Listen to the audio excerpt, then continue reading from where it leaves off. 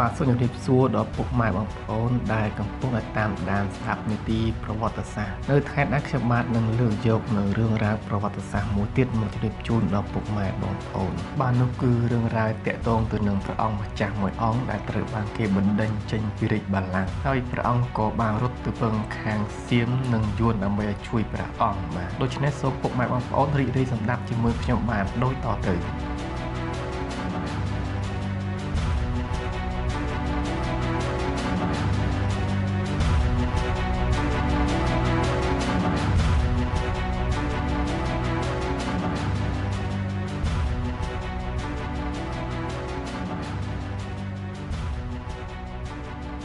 ព្រះអង្គម្ចាស់ដែលត្រូវគេកំចាត់ចេញពីរាជបល្ល័ង្កមានការអន់ចិត្តព្រះអង្គរត់ទៅជ្រកកោននៅស្រុកសៀម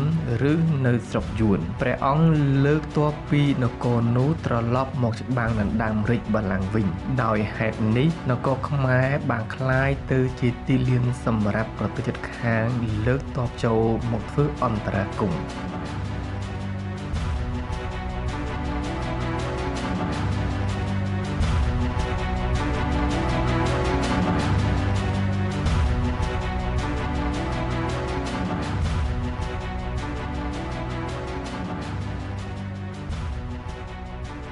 ព្រះអង្គដែលត្រូវជាព្រះបិតាក្មេកឬព្រះជន្មថាទី3ដែលយើងហៅថាអង្គសូរយករាជសម្បត្តិមកវិញទោះតែអសមត្ថភាពនោះទំនងជាមានគំនុំក៏រត់ទៅកម្ពុជាក្រោមកែងទ័ពហើយមកវាយក្រុងឧដុង្គវិញដើម្បីដណ្ដើមរាជពីធម្មរាជាដែលជាអនុថ្លៃ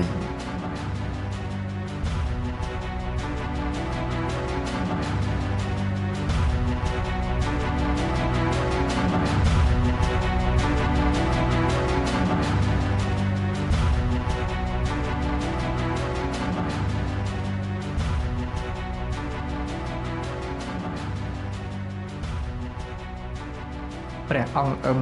ឡើងសោយរាជ្យជាលើកទី2ដោយយកព្រះនាមថាព្រះកែវស្វាទី3អង្គឯធម្មរាជាក៏ភៀសព្រះអង្គទៅសុំជំនួយពីសៀមហើយវិលត្រឡប់មកច្បាំងដណ្ដើមរាជសម្បត្តិវិញនៅពេលជួច្បាំងឈ្នះហើយសៀមនៅបន្តទុកព្រះអង្គឲ្យសោយរាជ្យនៅឧដុង្គដដែលព្រោះព្រះអង្គព្រមនាំសួយសាករទៅចំណុះប្រទេសសៀមវិញពេលនោះសៀមក៏នាំយកធម្មរាជាអាភ័ព្វទៅអយុធ្យាវិញទៅ